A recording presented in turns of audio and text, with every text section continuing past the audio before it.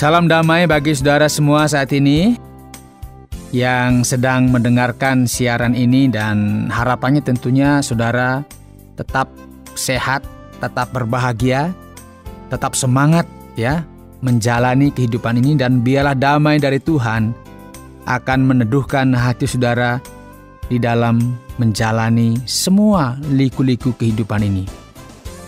Saudara, saya Yohanes akan mengajak saudara memahami satu hal penting dalam kehidupan ini, bahwa sesungguhnya Tuhan itu mempercayai kita untuk melakukan tanggung jawab yang sudah diberikan kepada kita masing-masing. Tuhan mempercayai kita agar kita menjadi orang yang dapat dipercaya.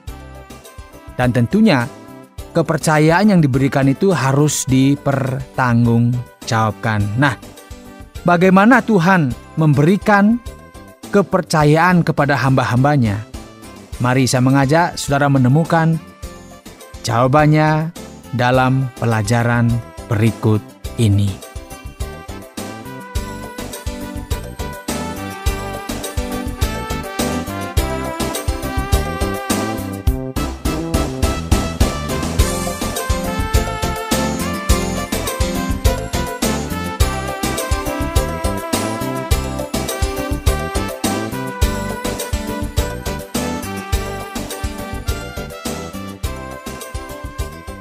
Saudara,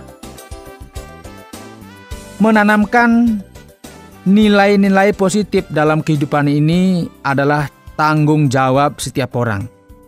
Ya, setiap orang itu memiliki beban moral untuk apa? Menanamkan atau memberikan nilai-nilai yang positif kepada orang-orang yang di sekitarnya.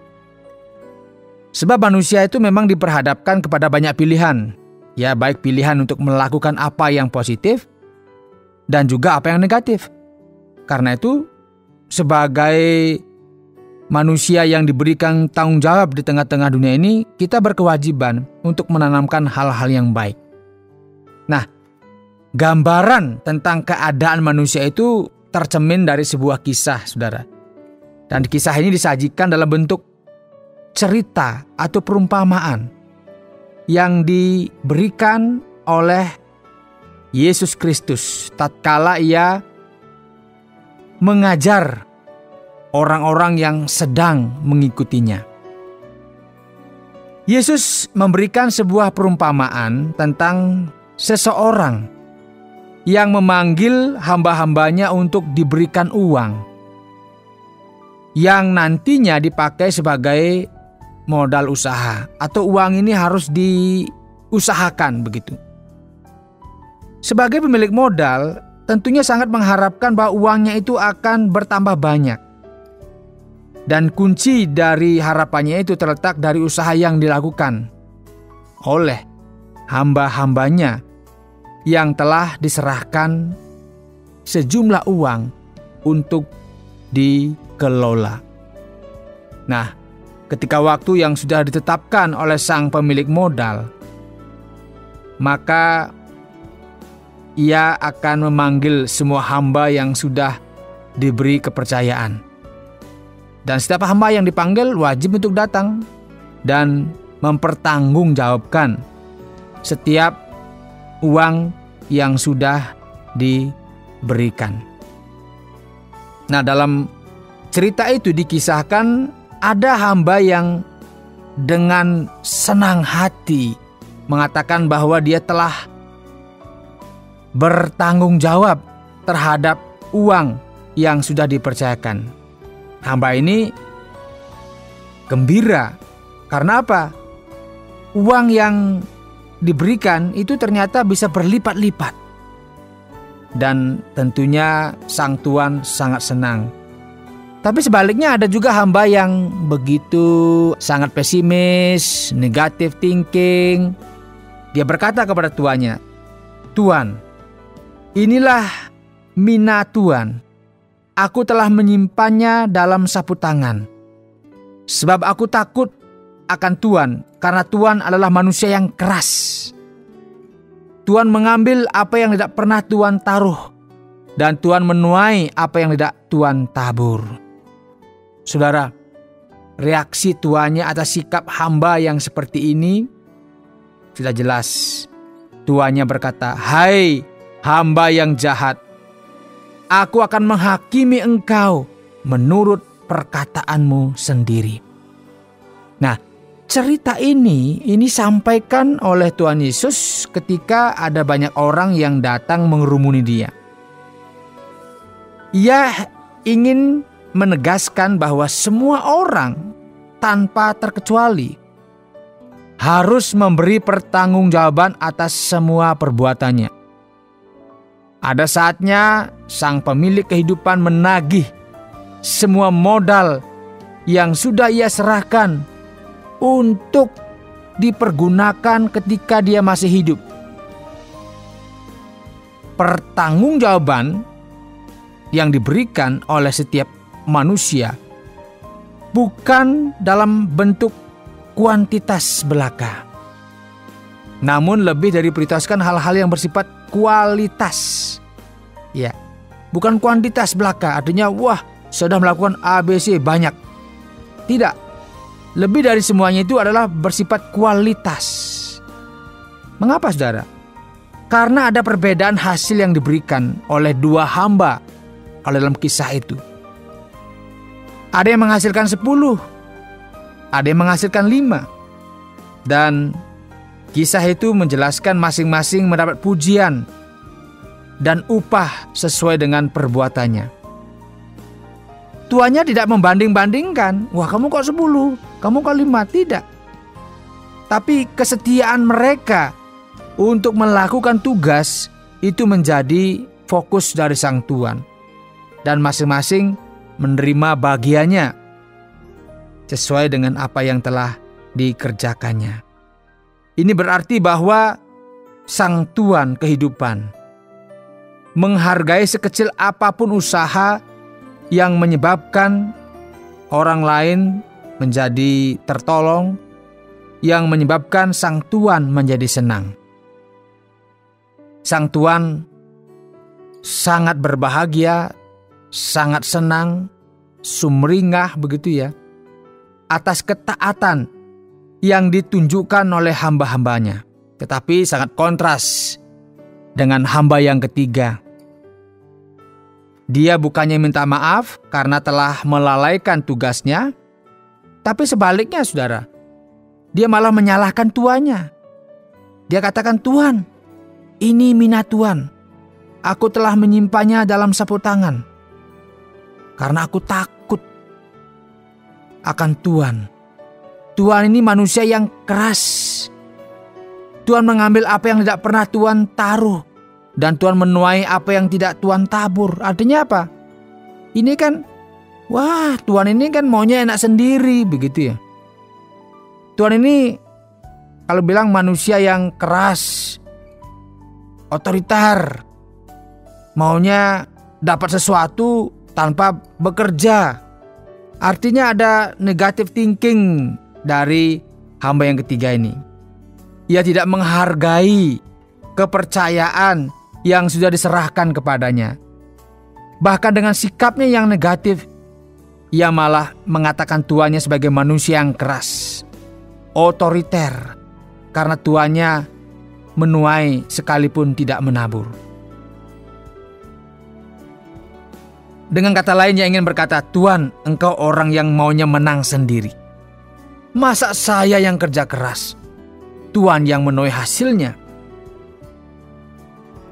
Hambanya ini ternyata tidak mempercayai tuannya sebagai Tuhan yang baik, Tuhan yang penuh dengan keadilan dan berbelas kasihan. Dan atas sikapnya yang demikian ini, maka ia tidak bekerja apa-apa. Sebaliknya ia hanya menyalahkan tuannya. Ia menjadi hamba yang tidak produktif karena memiliki sikap yang negatif. Hasilnya saudara sudah jelas.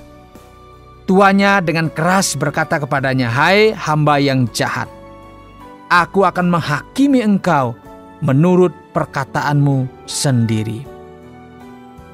Saudara, Yesus Kristus sebagai Tuhan atas kehidupan ini telah memberikan kepercayaan kepada setiap hamba-hambanya, kepada kita manusia, Ia akan datang untuk menagih pertanggungjawaban atas kehidupan setiap hamba-hambanya.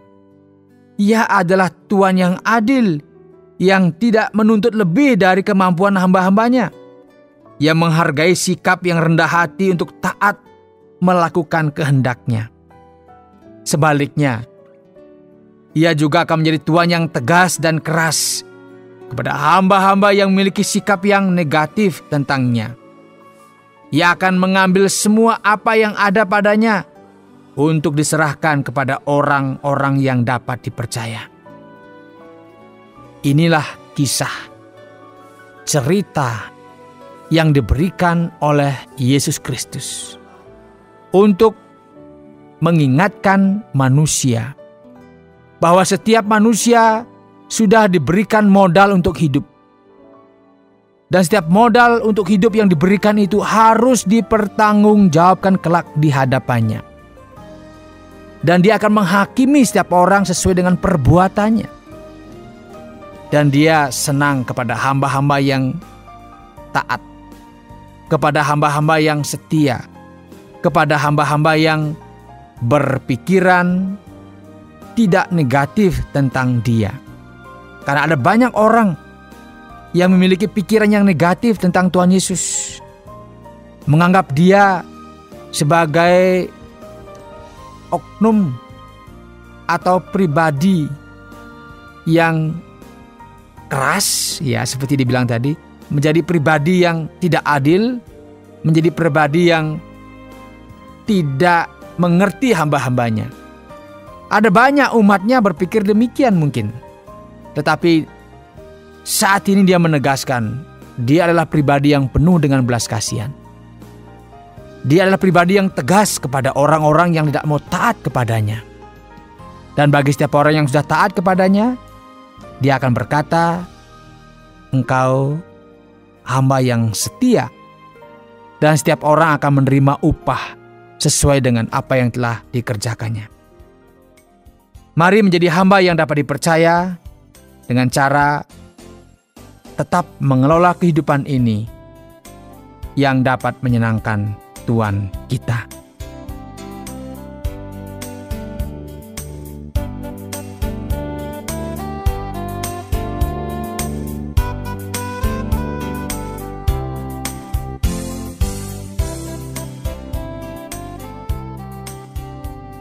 Saudara, demikianlah pelajaran yang telah kita dengarkan saat ini tentang kehendak Allah bagi anak-anaknya, agar menjadi hamba-hamba yang dapat dipercaya, menjadi hamba-hamba yang dapat mengelola kehidupan ini dan mempertanggungjawabkan kehidupan ini kembali kepada Tuhan.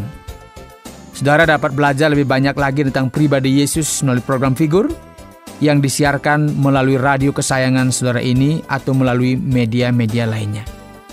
Jika saudara rindu untuk mengenal Dia lebih dalam lagi, silahkan bisa kirimkan SMS saudara ke program Figur ke nomor 081333777386 dengan cara ketik nama saudara, spasi Figur, dan spasi pertanyaan atau respon saudara. Atau melalui surat silahkan kirim ke Tromol Pos 261 Batu 65302 Jawa Timur. Sampai jumpa pada pelajaran-pelajaran berikutnya.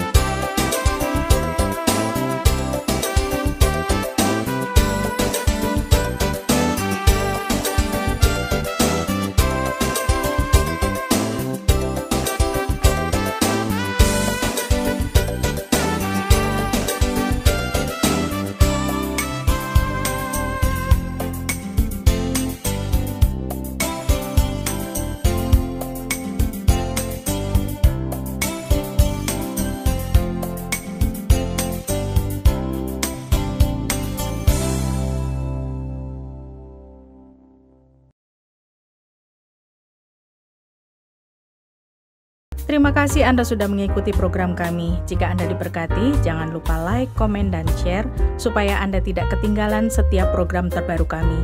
Jangan lupa juga untuk subscribe channelnya dan nyalakan loncengnya. Jika Anda ingin mendukung pelayanan kami, bisa melalui rekening kami berikut ini atau menghubungi kami di sini.